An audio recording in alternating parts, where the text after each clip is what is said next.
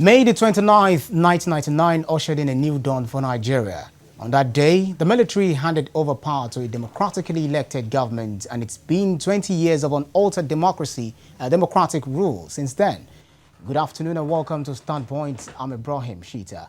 In line with the tradition, President Muhammad Buhari was sworn into office at the Eagle Square in Abuja for his second term. He is the second president since Olusegun Obasanjo to have achieved this feat. Though President Buhari did not give any speech at the event, Nigerians have begun setting agenda for the new government.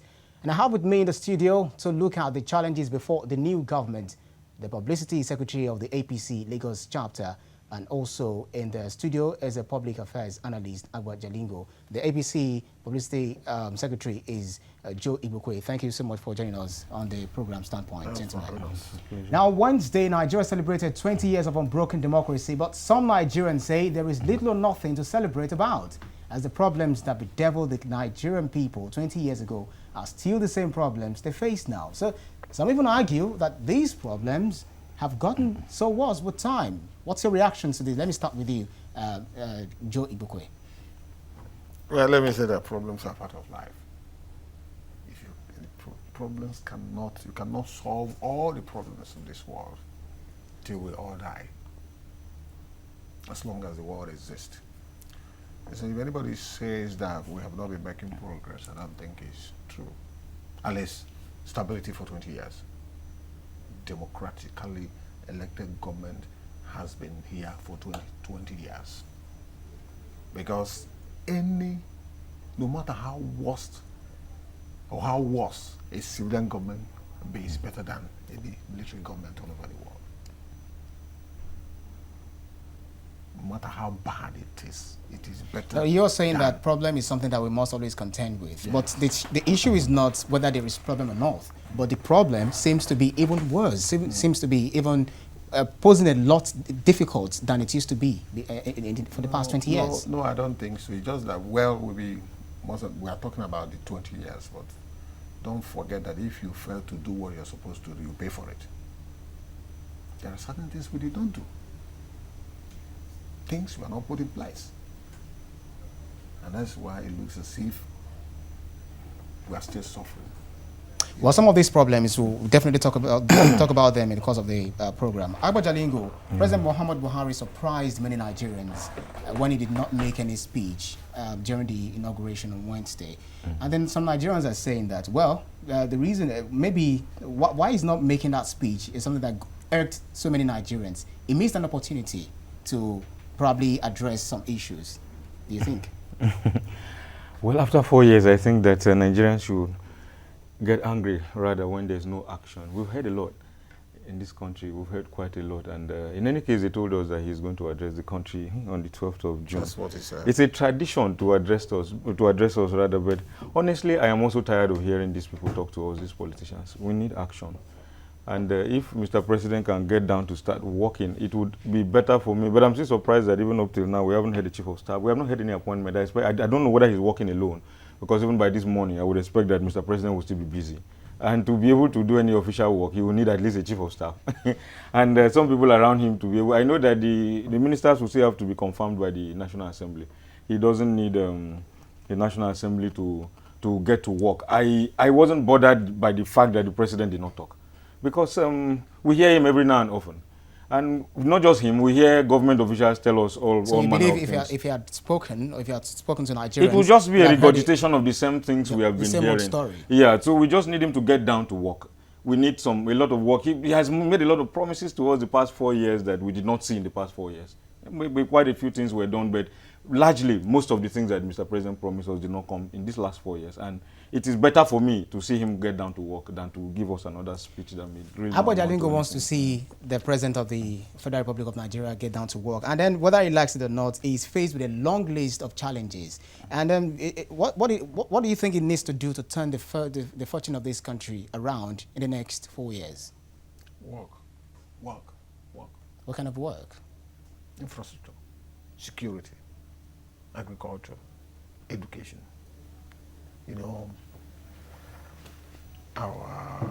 So many other things you can, problems facing us. But I think that what we need most is to secure the land first.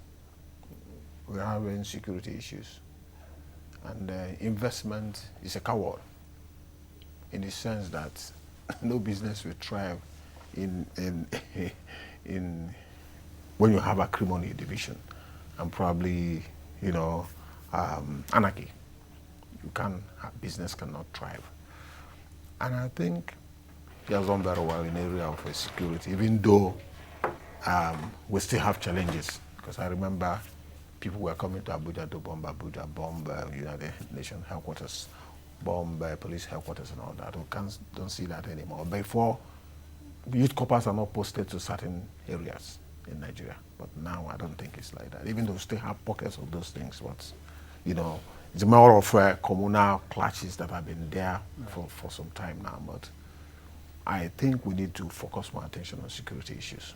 All right. If you don't have security, people will not come to invest. That is one of the things we really need to look at quickly on this program. But then before I go to Agba Jalingo, the president said my last lap of 4 years is going to be tough.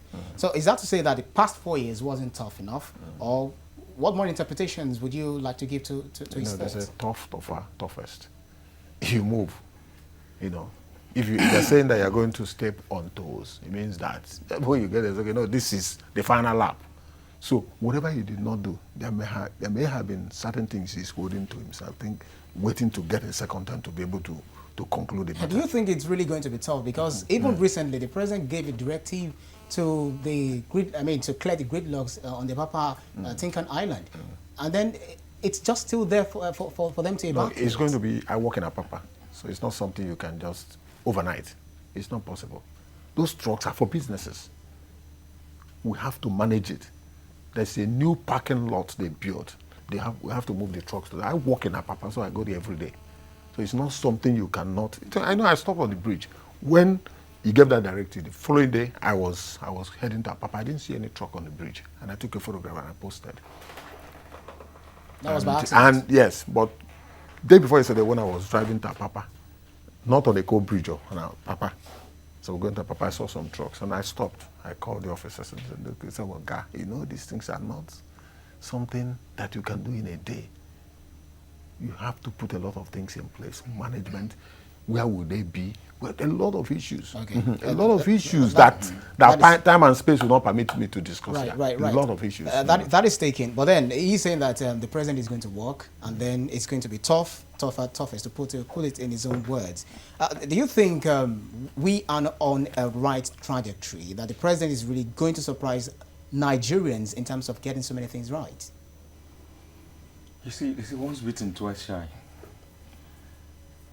This president has broken my heart once. I don't want to give myself another dose of optimism that will just be dashed down the line again. I want to see action. I want to see work. This is a president I trusted very well. These last 4 years, there's a lot I expected that did not happen, like I said. Talk about security. The numbers are not paying off. I agree that Boko Haram was decimated. But you know what? It spilled over to call it banditry, call it whatever. Criminals are just decimating the territory and taking control here and there, up and down, and every day you think that the situation is abating. It's simply not abating. People are dying in the same manner that they were dying in the recent past. And I am worried about that. And the economy, honestly speaking, has not improved from where we are coming from. At least I can talk for my own pocket. It has not improved from where we are coming from and the number of people who are following me. And I do expect that things will be done differently. Even the fight against corruption, which was the biggest pillar upon which I supported Mr. President. I saw, yes, it is better than some people are in jail. But I saw the fight against corruption that became against people that were not in support of the president's party. It became very, very clear at the point. And I said, no.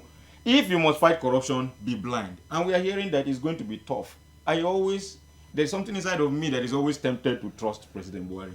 But like I said, I have been beaten once. I want to see him walk. The president the other time asked the IG to relocate to Benue. He did not go. He could not even sanction him. He couldn't even punish him. Okay, we are hearing clear trucks now.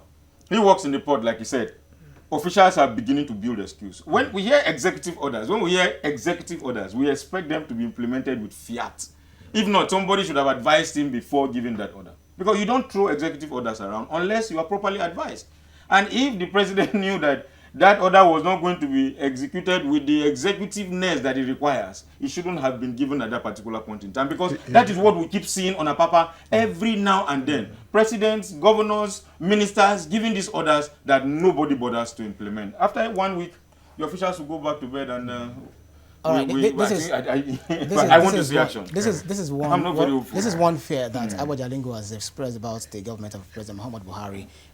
Security, insecurity, economy, corruption, even power, etc., etc. All of these things, are they just too much for the President Buhari's administration to swallow? Well, people must understand the complexity of Nigeria as a nation. Diverse culture, diverse, so many things, that you need to, interplay of forces that you need to manage for you to make progress. I won't come here to say we have not made progress in the area of fighting corruption. We've recorded tremendous progress. We have also recorded tremendous progress in the area of building the economy. And I mean, talking about infrastructure, across Nigeria, roads, bridges, railways, and all that. These are the things that will drive the economy. I've also seen investment in areas of employment, even though we are still yet to get there. Employment. Yes, That is one thing that a lot of Nigerians would disagree with you, because we have so many Nigerians that are really unemployed. There are also people who are not employable, saying that they are not employed. Because the education system is... But it's also part of government's duty to help people in developing developing skills and improving themselves to make themselves these things will not work for government for years. I know how these things work. It's not something that will come overnight. You just wake up one night and create 12 million or 20 million jobs. We have lots and lots of people. No, this thing, they don't start today. When I left university in 1985, it was like that. I didn't go into employment. I went into business immediately. I took a loan. I went into business. And today, I'm a better person. So it didn't start today. No, today you can't even get that loan. It will no. Getting the loan now is a problem. You can't even get it. No matter how brilliant your idea is. NDE is still there. Those market women you saw in the market got 50,000. Now, I was given 27,500 naira then. They got 50,000.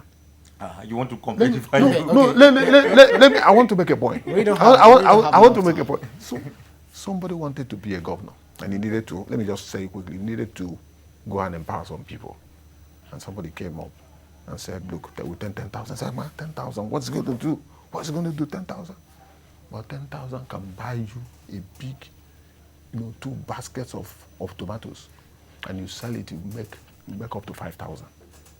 It depends on what you want. But all of these things, because if you want to factor in all of these things all together, beyond issues, for instance, let's look at power. This is a problem that have been staring us, in the face, many years. Beyond the issue of megawatts, Nigeria needs power, no doubt. So the telltales of what it used to be back in the day and how it used to be, or how it is in a developed country, are we just going to, still going to have to continue in the darkness? I'm an engineer by training. Building a power station is not as easy as milking a cow. It's not like telecom. You have to generate, you have to transmit, you need to distribute 3 things. And those things require serious work. And I have known Fashola. I served him in Lagos here. I know what he's capable of doing. I know there has been massive investment in that power sector. And he told us the other day that some states now enjoy 22, 23, 24 power supply. And I know there's an improvement. He may not have gotten to some areas, but there's an improvement in power supply. But it's going to take time. They told us that they invested $16 billion. We didn't say it. We didn't say it. I called you comrade deliberately. Quickly make your point. Okay, my point is that everything you have just said on behalf of Fashola, so to say here, is something that me and you will conveniently criticize when we were not yet in government. When I'm not yet in government, when you were also not in government. We have invested so much money. PDP told us that for 16 years. They kept lying to us that they have invested so much money in power and there was no power. And we have heard the same story for the past 4 years. No, it's not the same story now. No, 4 years. You know what? Government will find a way. Let's leave the excuses. Find a way to get more communities in Nigeria connected to the power grid. We have countries, we don't, if it is by law, if it is by whatever they can do, so that communities can begin to develop their own power. There are young people in this country who can do it. And in 4 years, we expected that by now, the environment will be enabling for me to use my initiative to create power for my village. On that, we're on the same page. If more people are connected to power, we're on the same we will page. create jobs for ourselves. States should be able to provide we will create jobs for ourselves. But the thing is, that's where we're going. But the thing is, because it's difficult. I'm an entrepreneur. My wife is an entrepreneur. See, power is killing this small business. I really need to get into this. I really need to get into this quickly, because if job is not there, if employment is not created, the issue of insecurity will continue to linger. Very correct. So is that to say that when this, because you say it's a slow and steady thing, so for how long do you think Nigerians should wait? We'll get there, because, like I said, there are certain things we did not do. If you didn't go to school, you won't be here. You have to go to school, get a training before you sit down here. If you don't put some structures in place, you will never get to where you want to be. It is these structures that are being put in place now, and very soon these things will begin to manifest itself. He said, fighting corruption. You've seen money seized. You've seen cars seized. You've seen houses fixed. You've seen people going to court. You've seen people going to jail. What else do you want? Nobody has been able to do that kind of thing before. No, and it's sending a lot of signals, to out there. I want us to quickly touch on this before we coast on. Now, also, the president has been seen as a sectional leader, as a president of a part of a particular country, talking about the issue of insecurity and the way it seems to have been tackled so far. So some believe that he has more interest that favors, other parts of the country.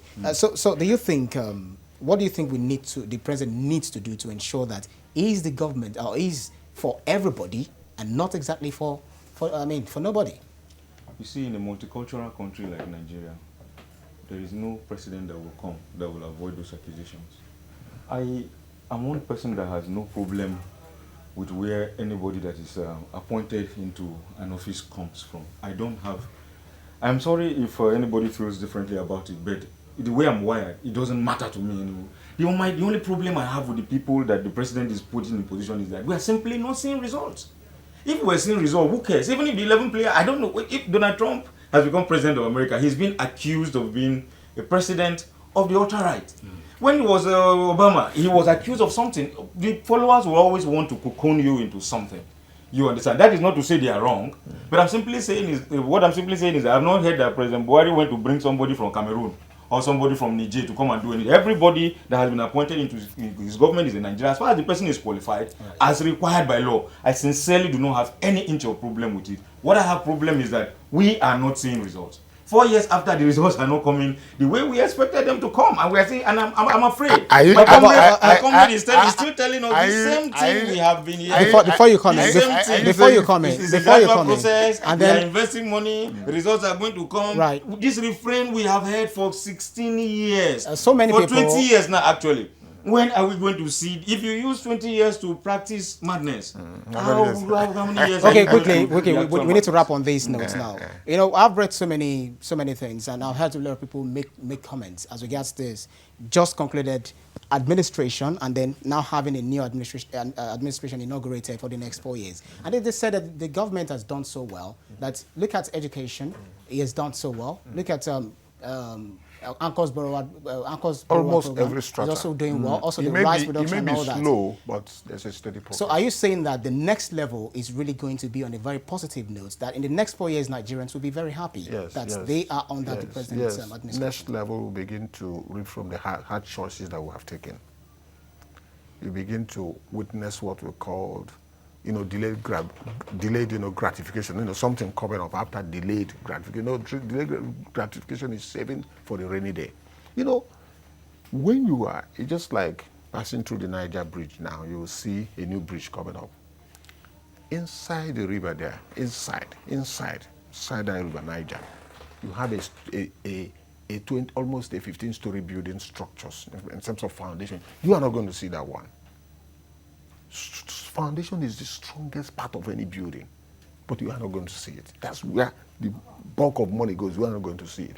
People will begin to talk about that bridge until they see it, the surface.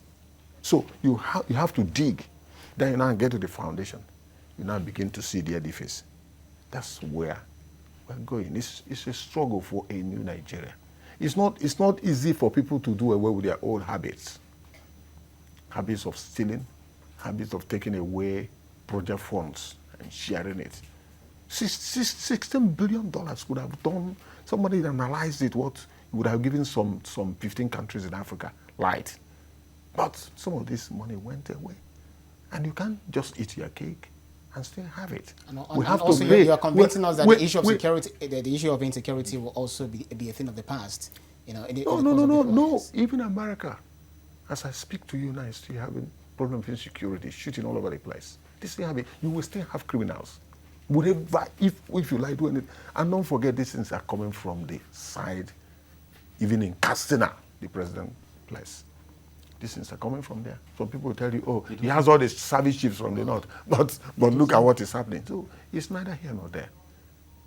Nigeria is running a government like that of Nigeria is a complex thing. Okay. We need to close them. So just in about 30 seconds, what would you like to see in the course of the next 4 years? The president of Nigeria should be in a hurry about creating jobs.